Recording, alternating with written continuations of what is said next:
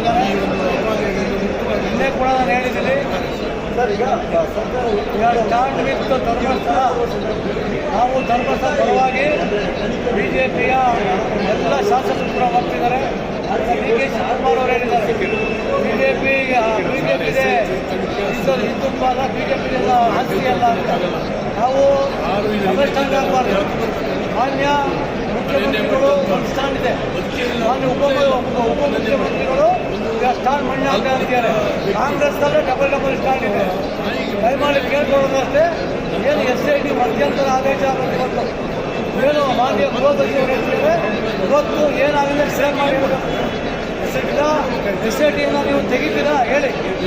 ಇದಕ್ಕೊಂದು ಗುಂಡಿಗಳು, ಇದಕ್ಕೊಂದು ಗುಂಡಿಗಳು ತೆಗೆದು ನಾಳೆ ಮತ್ತೆ ಇನ್ನೊಂದು ಗುಂಡಿ ತಗೊಂಡ್ಬರ್ತಾರೆ. ಆದರೆ ನಾನು ಕೇಳ್ಕೊಳ್ಳೋದಷ್ಟೇ, ದಯಮಾಡಿ ಯಾರು ಖಾತೆದಾರಿ ಇದ್ದಾರೆ ಅವರ ಹಣ ಏನು ಬಂದಿದೆ ಅವರ ಅಕೌಂಟ್ಗೆ,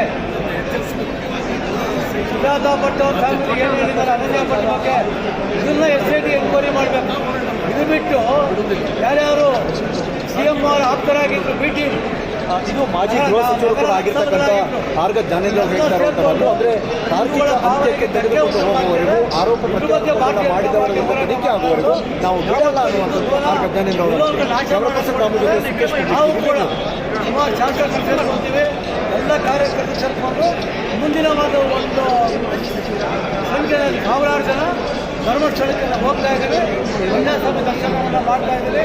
ನಾನು ಕ್ಷೇತ್ರದ ಶಾಸಕರಾಗಿ ನಮ್ಮ ಕ್ಷೇತ್ರದಿಂದಲೂ ಕೂಡ 1,000 ಜನನ ಹೊಡಬೇಕು ಅಂತ ಪ್ಲಾನ್ ಮಾಡಿದ್ದೀವಿ.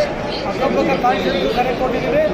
ಬಿಜೆಪಿ ಕಾಂಗ್ರೆಸ್ ಅಂತಲ್ಲ, ಯಾರು ಧರ್ಮಸ್ಥಳ ಬರ್ತಿದ್ದಾರೆ, ಯಾರು ಹಿಂದೂಗಳ ಬಗ್ಗೆ ಏನು ಸಪೋರ್ಟಿಂಗ್ ಮಾಡ್ತೀರಾ, ದಯಮಾಡಿ ಎಲ್ಲರೂ ಬನ್ನಿ.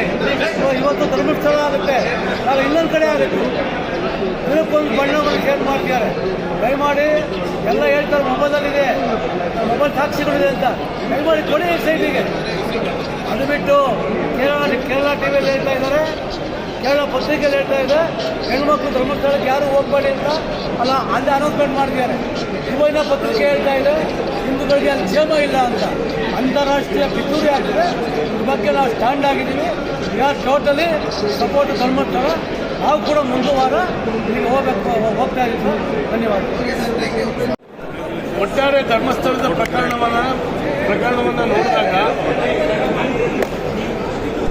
ಒಂದಷ್ಟು ವಿಕೃತ ಮನಸ್ಸಿನ ಎಡಪಂಥೀಯರು ಮತ್ತು ಬೇರೆ ಬೇರೆ ಮಿಷನರಿಗಳು ಸೇರಿ ಬಹಳ ದೊಡ್ಡ ಷಡ್ಯಂತ್ರವನ್ನು ರೂಪಿಸಿದ್ದಾರೆ ಅನ್ನುವಂಥದ್ದು ಎಲ್ಲರಿಗೂ ಕೂಡ ಗೊತ್ತಾಗಿದೆ. ಅವರ ಉದ್ದೇಶ ಯಾರೋ ಸತ್ತೋರು ನೋಡೋದಲ್ಲ. ಅವರ ಉದ್ದೇಶ ಧರ್ಮಸ್ಥಳದ ಭಕ್ತಾದಿಗಳ ಮೇಲೆ ಪರಿಣಾಮ ಬೀರಿ ಧರ್ಮಸ್ಥಳಕ್ಕೆ ಬರುವ ಸಂಖ್ಯೆ ಕಮ್ಮಿ ಆಗಬೇಕು, ಧರ್ಮಸ್ಥಳದ ಹೆಗಡೆಯವರ ಕುಟುಂಬಕ್ಕೆ ತೇಜೋವಧೆ ಮಾಡಬೇಕು ಅನ್ನುವಂಥ ಉದ್ದೇಶದಿಂದ ಈ ಕಾರ್ಯಸ್ಥಾನವನ್ನು ಮಾಡಿದ್ದಾರೆ. ಇದಕ್ಕೆ ಸರ್ಕಾರ ತನ್ನ ಕೈ ಜೋಡಿಸಿದೆ, ಈ ಕಾಂಗ್ರೆಸ್ ಸರ್ಕಾರ. ಯಾಕೆ ಹೇಳ್ತೀನಿ ಅಂದರೆ, ಅವ್ರು ಹೇಳಿದಾಗೆ ಇವತ್ತು SIT ರಚನೆ ಮಾಡಿದ್ದಾರೆ. ಕೋರ್ಟು SIT ರಚನೆಗೆ ಹೇಳಿರಲಿಲ್ಲ. ಕೋರ್ಟು ಅಲ್ಲಿ ಭೂಮಿ ಅಗಿಬೇಕು ಅಂತ ಏನು ಹೇಳಿಲ್ಲ, ಎನ್ಕ್ವೈರಿ ಮಾಡಿ ಅಂತ ಹೇಳಿದ್ರು. ಎನ್ಕ್ವೈರಿ ಮಾಡ್ಬೋದಾಗಿತ್ತು. ಈಗ ಅನನ್ಯ ಭಟ್ ಅಂತ ಹೇಳುವಂಥ ಒಬ್ಬ ಹೆಣ್ಮಗಳು, ಅವಳ ಅಸ್ತಿತ್ವದಲ್ಲೇ ಇಲ್ಲ, ಅವಳು ಹುಟ್ಟಲೇ ಇಲ್ಲ, ಅವಳ ತಾಯಿಗೆ ಮದುವೆನೇ ಆಗಲಿಲ್ಲ ಅನ್ನುವಂಥದ್ದು ಮಾಹಿತಿ ಇದೆ. ನನ್ನ ತಾಲೂಕಿನ ಪಕ್ಕದ ತಾಲೂಕಾಗಿರ್ತಕ್ಕಂಥ ಹೊಸನಗರದ ರಿಪ್ಪನ್ಪೇಟೆಯಲ್ಲಿ ಆ ಅಮ್ಮ ಬದುಕಿದ್ರು ಅನ್ನುವಂಥದ್ದು ನನಗೆ ಇತ್ತೀಚೆಗೆ ತಿಳಿದು ಬರ್ತದೆ. ಹಾಗಾದರೆ ಪೊಲೀಸರು SIT ಅವರು ಅವ್ರನ್ನ ಇಟ್ಕೋಬೇಕಾಗಿತ್ತಲ್ಲ. ಮೀಡಿಯಾದ ಎದುರುಗಡೆ ಆ ಅಮ್ಮ ಬಂದು ಅಳ್ತಾಳೆ, ನನ್ನ ಮಗಳ ಒಂದು ಅಸ್ಥಿಯನ್ನು ಕೊಡಿಸಿ ನಾನು ಅವಳಿಗೊಂದು ಮುಕ್ತಿ ಕಾಣಿಸ್ಬೇಕು ಅಂತೇಳಿ ಹೇಳಿ. ಅಂದರೆ ಇದರ ಅರ್ಥ ಏನು? ಕರ್ಕೊಂಡು ಹೋಗ್ಬೇಕಾಗಿತ್ತು. ಮಣಿಪಾಲದಲ್ಲಿ ನಿನ್ನ ಮಗಳು ಯಾವಾಗ ಓದಿದ್ದು ಹೇಳು ಅಂತ ಹೇಳಬೇಕಾಗಿತ್ತು. ನಿನ್ನ ಮಗಳ ಕ್ಲಾಸ್ಮೇಟ್ಸ್ ಯಾರು ಅಂತ ಹೇಳಿ ಧರ್ಮಸ್ಥಳ ಸುತ್ತಮುತ್ತ ಇರ್ತಕ್ಕಂಥ ಸ್ನೇಹಿತೆಯರ ಮನೆಗೆ ಹೋಗಿಸಿ ಸಾಕ್ಷಿಯನ್ನು ದೃಢೀಕರಿಸಬೇಕಾಗಿತ್ತು. ಇವತ್ತು ಇಡೀ ರಾಜ್ಯದಲ್ಲಿ ಏನು ಅನ್ನಿಸ್ತದೆ, ಏನೋ ಒಂದು ಆಗೋಗ್ಬಿಟ್ಟಿದೆ, ಅಲ್ಲಿ ಏನೋ ಅನನ್ಯ ಭಟ್ ಮೇಲೆ ಏನೋ ಆಗಿದೆ, ಅದನ್ನು ಹೂಳಿದ್ದಾರೆ. ಈ ಭಾವನೆಗಳನ್ನು ನಿರ್ಮಾಣ ಮಾಡತಕ್ಕಂಥ ಪಾತ್ರಗಳು ಹೊಸದಷ್ಟೇ ಬರ್ತಾ ಇದ್ದಾವೆ. ಯಾರು ಇದನ್ನು ಹೇಳ್ಕೊಡ್ತಾ ಇದ್ದಾರೆ, ಯಾರು ಇದನ್ನು ಹಿಂದಕ್ಕಿದ್ದಾರೆ, ಫಂಡಿಂಗ್ ಯಾರು ಮಾಡ್ತಾ ಇದ್ದಾರೆ. ಇವತ್ತು ಅವರು ತಿಮ್ರೋಡಿ ಅನ್ನುವಂಥ ಮನುಷ್ಯ ಮಾನ್ಯ ಮುಖ್ಯಮಂತ್ರಿಗಳ ಮೇಲೆ ಹೇಳಿದಾನೆ 24 ಕೊಲೆ ಮಾಡಿದ್ದಾರೆ. ನನಗೆ ಅನ್ನಿಸ್ತು, ಈಗ ತಿಮ್ರೋಡಿ ಹೇಳ್ದಾಗೇನೆ ಅವರೆಲ್ಲ ಹೇಳ್ದಾಗೇನೆ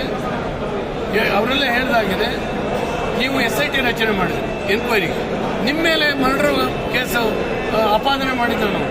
ಕೊಲೆ ಮಾಡಿದ್ದೀರಿ, ಕೊಲೆಗಾರರು ನೀವು ಅಂತ. ನಿಮ್ಮ ಮೇಲೆ SIT ರಚನೆ ಮಾಡ್ಕೊಳ್ಳಿ, ನೀವು ಎನ್ಕ್ವೈರಿ ಕಂಡಕ್ಟ್ ಮಾಡಿಸಿ. ಯಾರಿಂದ ಮಾಡಿಸ್ತೀರಿ ನೀವು? ಮಾಡಬೇಕಲ್ಲ ಅದನ್ನು. ಇಲ್ಲದ್ರೆ ನೀವು ತಿಳಿಸ್ಲಿಕ್ಕಾಗ್ತದ? ಎಲ್ಲಿ ಮಾಡಿದ್ದಾರೆ, ಹೇಗೆ ಮಾಡಿದ್ದಾರೆ, ನಮ್ಗೆ ಕೂಡ ಜನಕ್ಕೆ ಗೊತ್ತಾಗಬೇಕಲ್ಲ. ನಮ್ಮ ಮುಖ್ಯಮಂತ್ರಿಗಳು, ನಮ್ಮ ರಾಜ್ಯದ ಮುಖ್ಯಮಂತ್ರಿಗಳು ಮಾನ ಮರ್ಯಾದೆಯ ಪ್ರಶ್ನೆ ಇದೆ.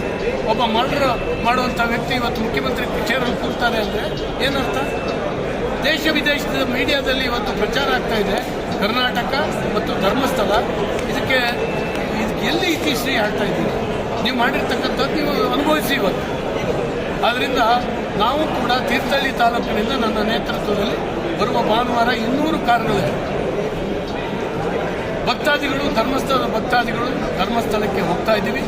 ನಾಳೆ ಬೆಳಿಗ್ಗೆ ಮಂಗಳವಾರ 10,000 ಜನ ತೀರ್ಥಹಳ್ಳಿಯಲ್ಲಿ ಇವತ್ತು ಸೇರಿ ಧರ್ಮಸ್ಥಳಕ್ಕೆ ಬೆಂಬಲ ಸೂಚಿಸುವಂಥ, ಧರ್ಮಸ್ಥಳದ ವಿರುದ್ಧ ಈ ರೀತಿ ಅಪಪ್ರಚಾರ ಮಾಡುವಂಥದ್ರ ವಿರುದ್ಧ ಪ್ರತಿಭಟನೆ ಮಾಡುವಂಥ ಕೆಲಸವನ್ನು ಎಲ್ಲ ಭಕ್ತಾದಿಗಳನ್ನು ಸೇರಿಸಿ ಮಾಡ್ತೇವೆ ಅನ್ನುವಂಥ ಮಾತನ್ನು ಹೇಳ್ತಾರೆ.